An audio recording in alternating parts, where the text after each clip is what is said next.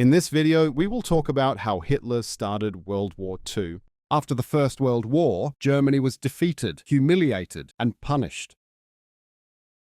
The Treaty of Versailles imposed devastating reparations, military restrictions, national shame.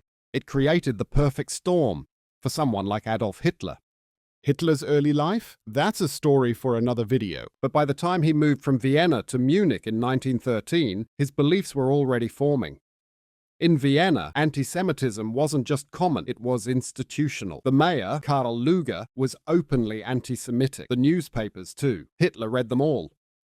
When the First World War began, Hitler joined the German army. He fought, was injured, and returned to the front. But Germany lost, and the Treaty of Versailles was signed. The treaty was a national humiliation, and Hitler took it personally. His idol was Napoleon, a French emperor who once tried to conquer all of Europe. Hitler saw himself the same way, a man destined to restore greatness through domination. After the war, Hitler was jobless. He joined the German Workers' Party, which soon became the Nazi Party. His mission was clear: undo the Treaty of Versailles, restore German glory, reunite all Germans under one Reich.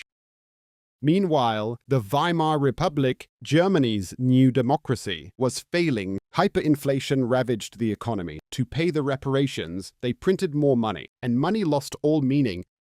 In 1923, French troops occupied the Ruhr. Factories shut down. Protesters were shot. 200 people died. Hitler saw opportunity. He attempted a coup, the Beer Hall Putsch. He failed and was imprisoned. But in prison, he wrote Mein Kampf, a book that would define his ideology.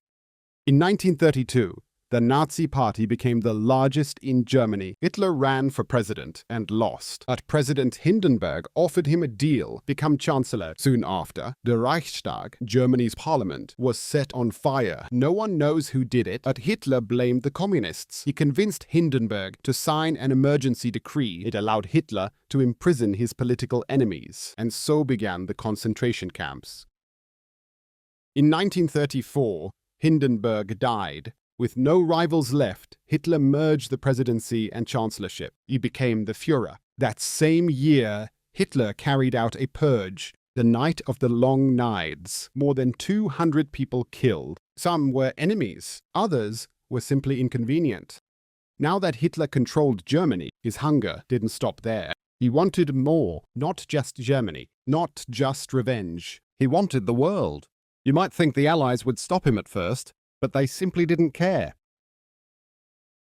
He wanted Lebensraum, living space, in the east. He annexed Austria and the Sudetenland, then all of Czechoslovakia. And finally, he looked to Poland. But invading Poland would mean war with Britain and France, unless he had help. Joseph Stalin. They signed a non-aggression pact and secretly agreed to divide Poland. On September 1st, 1939, Nazi troops invaded Poland. 2 days later, Britain and France declared war on Germany, officially beginning the war.